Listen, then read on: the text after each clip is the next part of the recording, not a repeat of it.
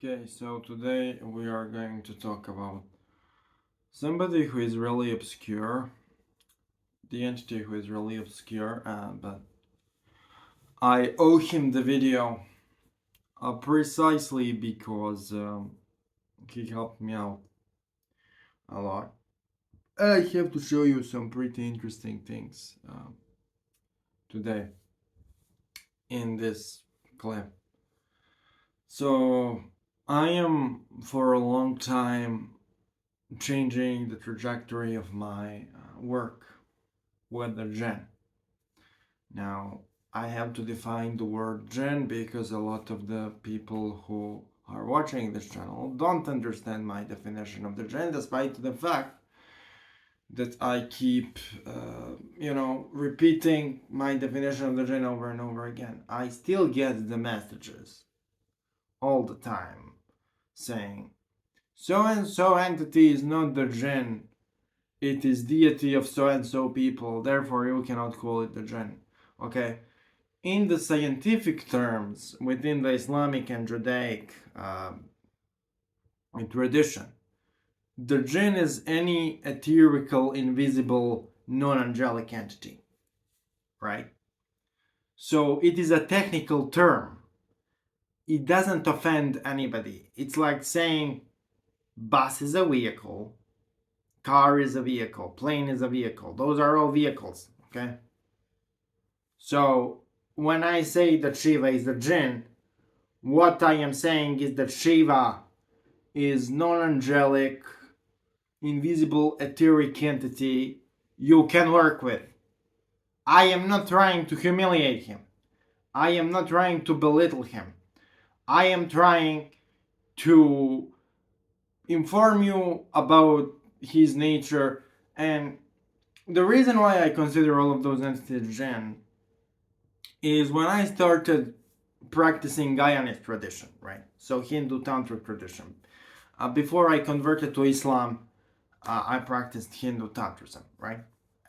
When I started doing that, I had the same type of experience with Hindu gods as I had with like Goetic spirits or Slavic gods. Like all of those entities gave me the same type of experience.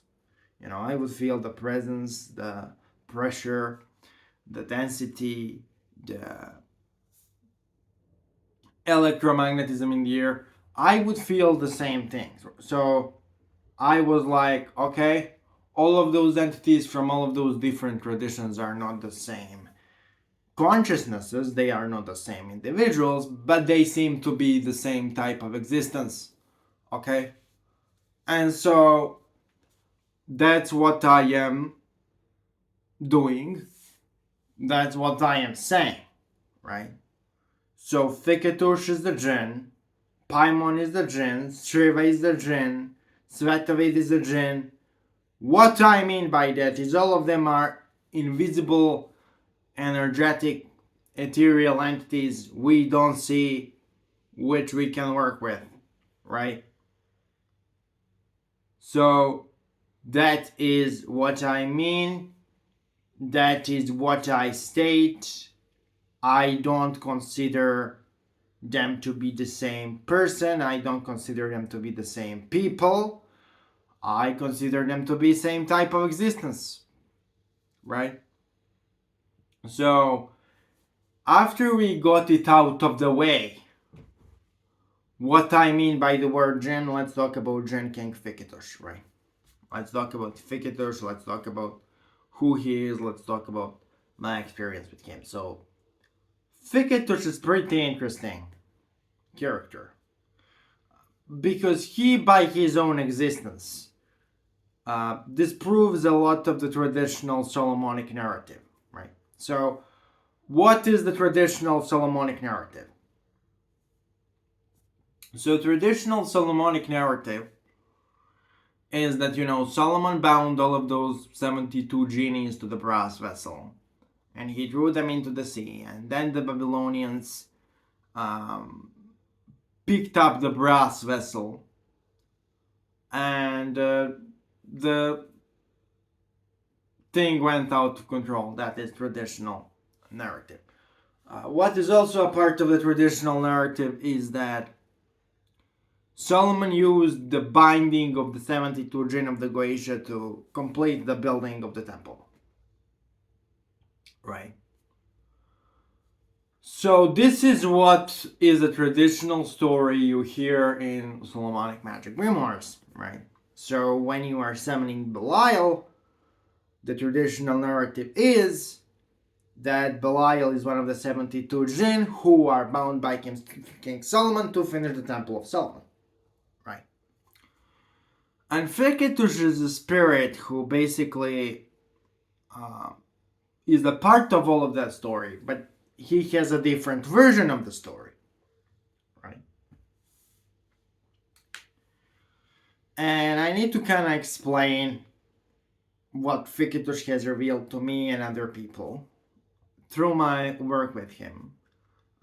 All of the people who work with Fiqitush seem to teach the same thing, basically. They seem to get the same thing. So this is not information you kind of get from one practitioner and then he's repeating something and then others are parroting him. This is something which multiple practitioners on their own discovered from the same entity, right?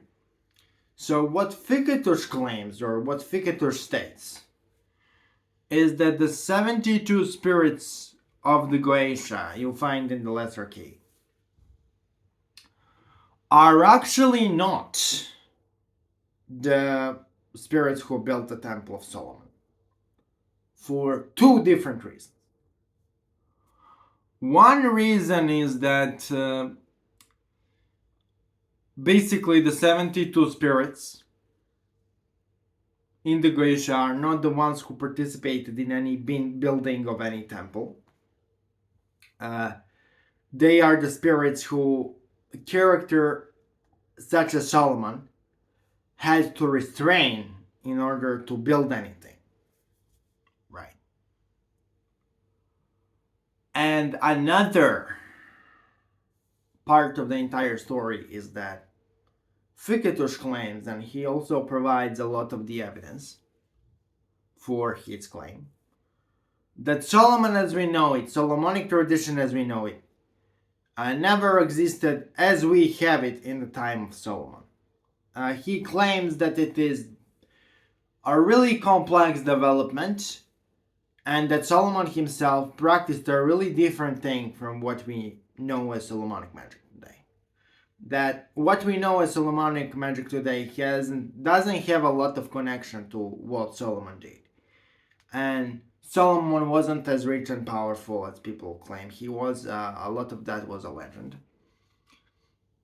So basically, he claims and he provides a lot of evidences as well as the external literature that the 72 demons of the Goetia and 72 spirits of the deadly names. So those lists were actually given to humanity by Fiqitush and his angels and his agents, together with some angelic entities, in order to warn humanity about which Jinn either behave in a dangerous way to humans or can give dangerous information.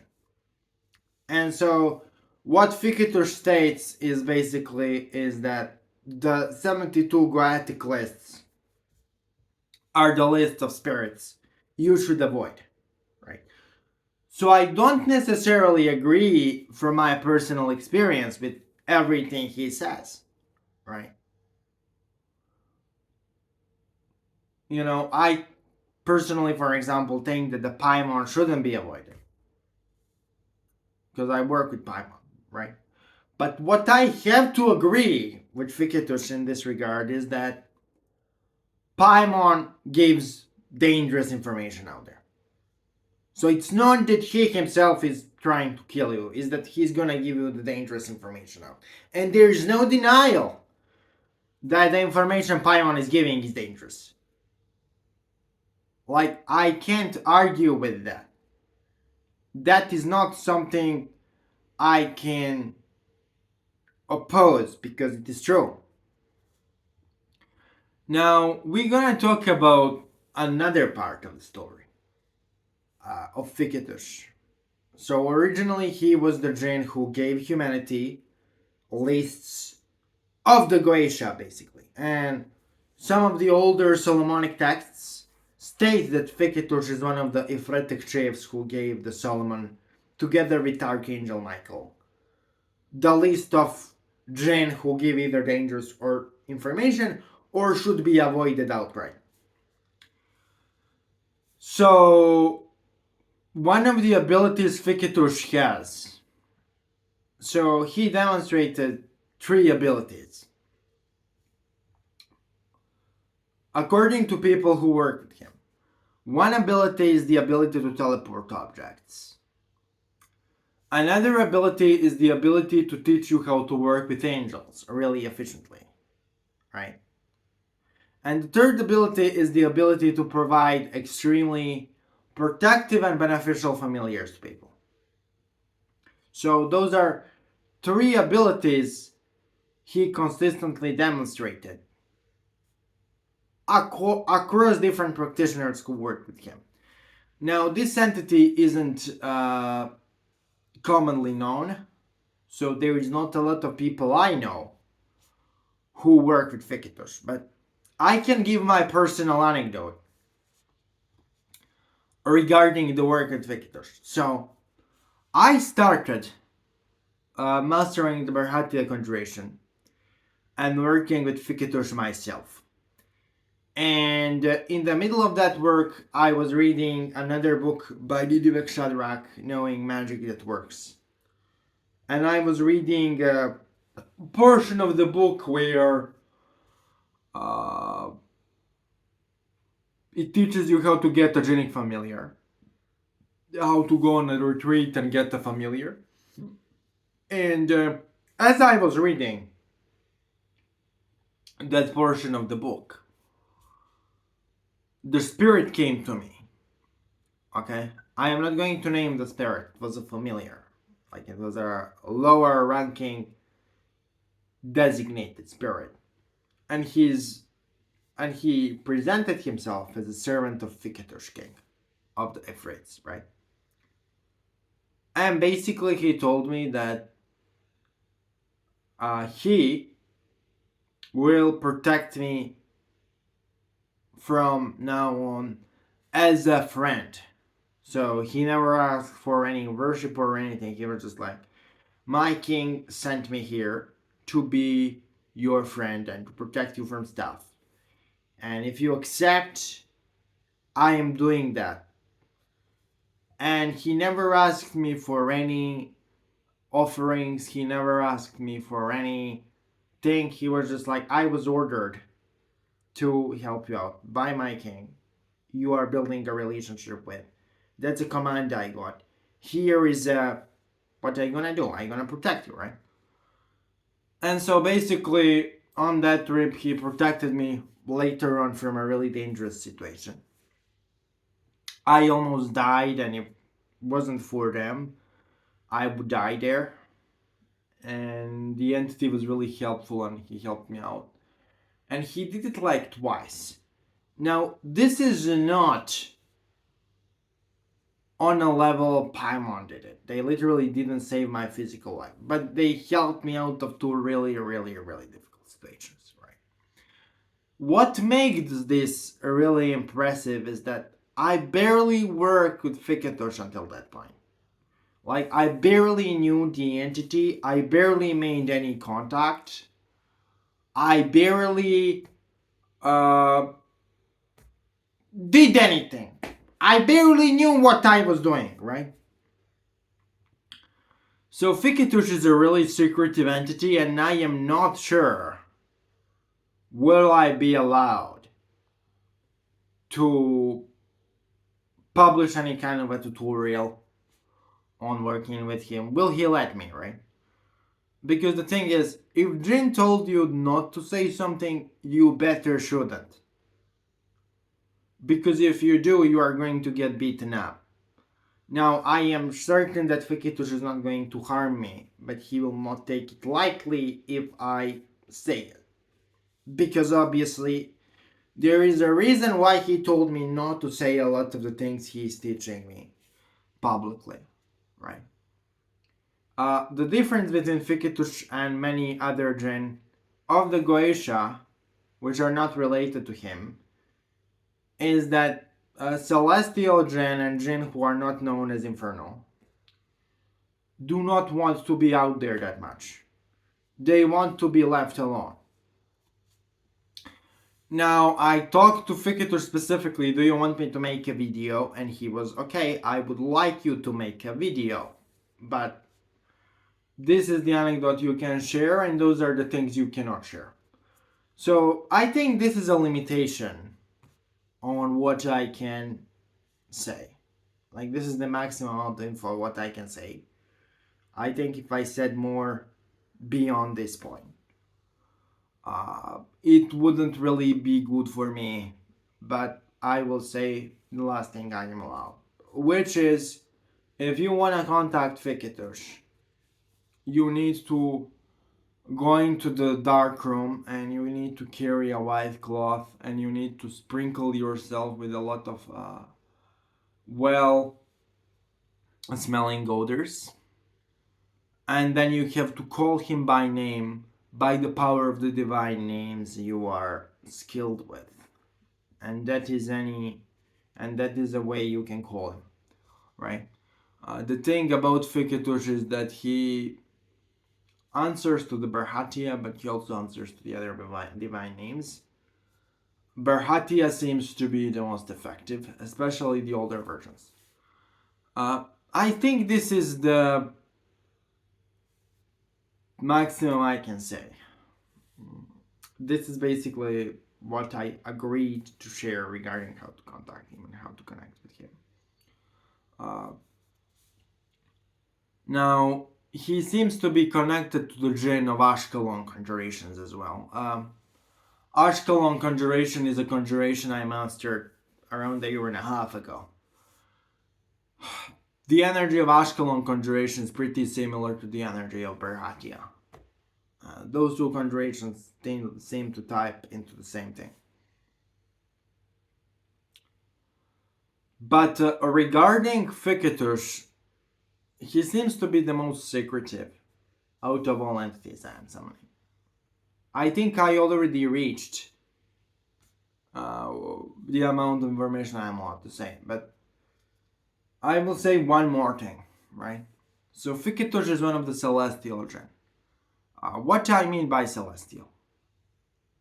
I mean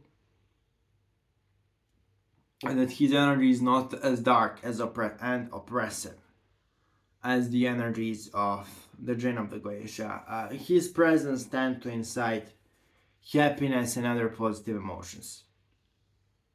But what he seems to do is that he also tends to be really, really mysterious and really, really not willing to share things. So getting information from him and out of him is really difficult.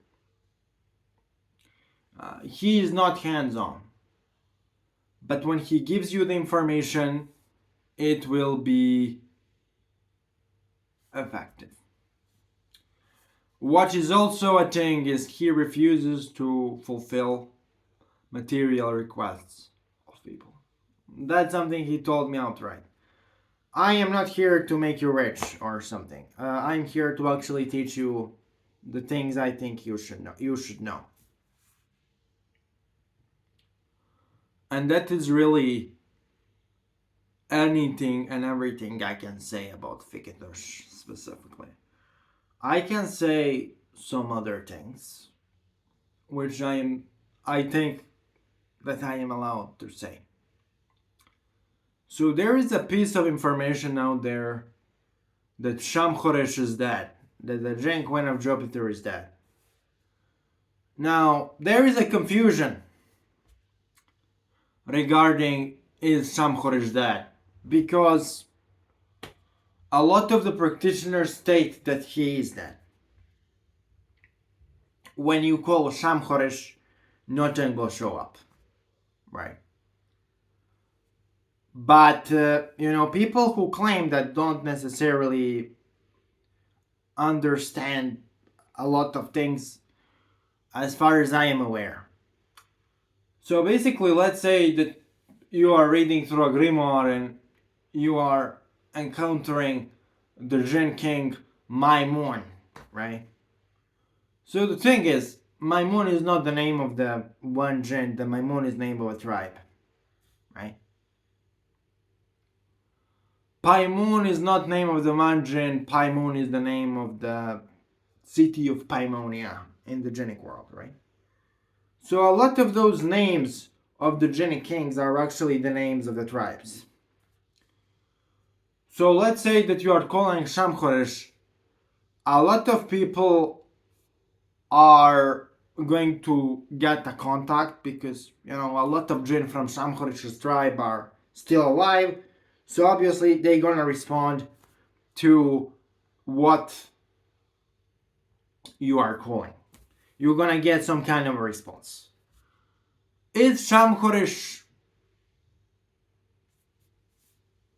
dead or not? It's a difficult question to answer, but my theory from my experience is I use the name of Shamchoresh a lot and I got the response. But they would always state that their king was slain or he was killed. So my theory is the Shamchoresh himself was defeated and killed, but his tribe is still out there, and somebody replaced him, and that somebody who replaced him is pretty much on the same page as Shamchoresh who was killed. There is an information out there that whoever defeated Shamchoresh kind of changed the way the tribe is going, but that is not true. I called multiple Jinn from that tribe and they told me that the new guy in charge is pretty much having the same policy. So that's kind of my experience on Shamchoresh, the Jinn King of Jupiter. By the way, also amazing entity to work with. Pretty chill entity to work with. So the question is, if I have really good time working with those entities, like Shamchoresh and Fiqitush, why don't I talk more about them? First and foremost, they don't want me to talk about them because that's their nature. Second of all, those entities are not willing to intervene for a lot of people. They have pretty high moral standards in regarding to when they are going to get involved. You can't ask Fiqitush or Shamchoresh to get your ex-girlfriend back. That's not what they do. Like, before they agree to do anything, they will ask you 50 questions to make sure that they are not involved in something they don't want to do. Because believe it or not, the Jinn have free will. They are not obligated to do what you tell them. And, a lot of the time, if they think you are doing BS, they aren't going to listen to you. Goetic spirits are known to not refuse requests, but not all Jinn are like Goetic spirits. Some Jinn have different standards, and so I think the reason why Shamchoresh and Fiqitush are not popular is because they have really high standards. By the way, Shamchoresh is really good, or his tribe is really good, if you want to get money in smaller quantities for some kind charitable work. And he's really good if you just want to learn how to make money in an ethical way and have justice delivered in your life without carnage and slaughter. Okay.